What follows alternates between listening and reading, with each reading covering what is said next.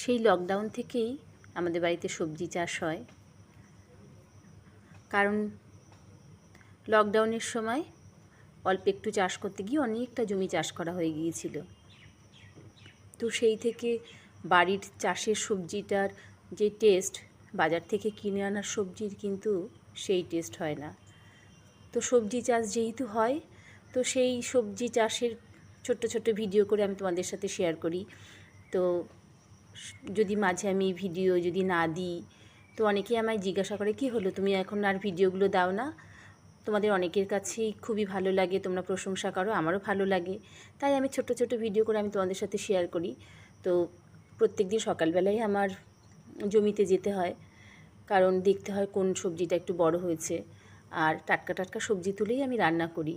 আর সবথেকে বড় কথা, ভিডিও করতে পারছিলাম না, যে আমি তোমাদের বলেছিলাম যে আমি একটা রিমোট থাকে, সেই রিমোটটা দিয়ে আমি একা একাই নিজে নিজেই ভিডিওটা করি। তো রিমোটটা কাজ করছিল না, আজকে সকালবেলা দেখলাম হঠাৎ করে রিমোটটা না কাজ করছে। তো আমার মনটা অনেকটা খুশি হয়ে গেল। তো সেই রিমোটটা দিয়ে আমি কিন্তু ভিডিওগুলো করি। তো আজকে সকালবেলা জমিতে গিয়ে অনেকগুলো বরবটি তুললাম আর ঢ্যাঁড়স তুললাম। ঢ্যাঁড়সগুলো না প্রত্যেক দিন না তুললে, প্রত্যেক দিন না হলেও একদিন পর একদিন কিন্তু ঢ্যাঁড়সগুলো তুলতে হয়, নাহলে ঢ্যাঁড়সগুলো বুড়ো হয়ে যায়। কারণ মাঝে একদিন দুদিন জমিতে ঢ্যাঁড়সগুলো দেখা হয়নি, গিয়ে দেখি ঢ্যাঁড়সগুলো সব বুড়ো বুড়ো হয়ে গেছে। তো যাই হোক, আজকে কতগুলো ঢ্যাঁড়স তুললাম। তো ঢ্যাঁড়সগুলো আজকে রান্না করিনি। তো এই সকালবেলা জমিতে গেলে, এই সবজি খেতে গেলে অনেকটাই সেখানে সময় চলে যায়। তো ঢ্যাঁড়স তুললাম কিছু, আর কটা কুমড়ো ফুল তুললাম।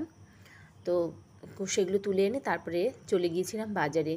বাজার থেকে একটু মাছ মাংস যেগুলো লাগে আমাদের, বাজার থেকে যেগুলো আনতে হয়, তো সেগুলো নিয়ে আসলাম। তো ছেলের জন্য তো একটু মাংস নিতেই হয়, কারণ ও সব মাছ খায় না।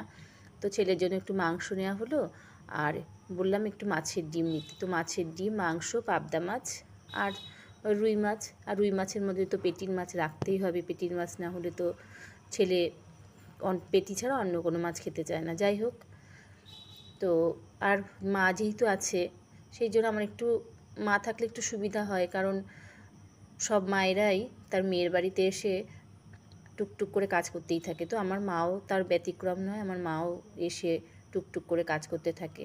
আমি বরঞ্চ বাপের বাড়িতে গিয়ে মানে বসে থাকি, বেশ সুন্দর রান্নাবান্না করে। ভাইয়ের বউ, মা বলে থাক, তোর করতে হবে না। তো যাই হোক, ওই দিক থেকে আমার কপাল ভালো। আর আমি আজকে রান্না করলাম, দেখো, উচ্ছে আলুর তরকারি করেছিলাম, আর মোচার ঘন্ট করেছি, আর চিকেনের পাতলা ঝোল করলাম, আর পাঁচমিশালি সবজির সাথে দুটো তিনটে কুমড়ো শাকের আগা কেটে দিয়েছিলাম, কারণ ওই কুমড়ো শাক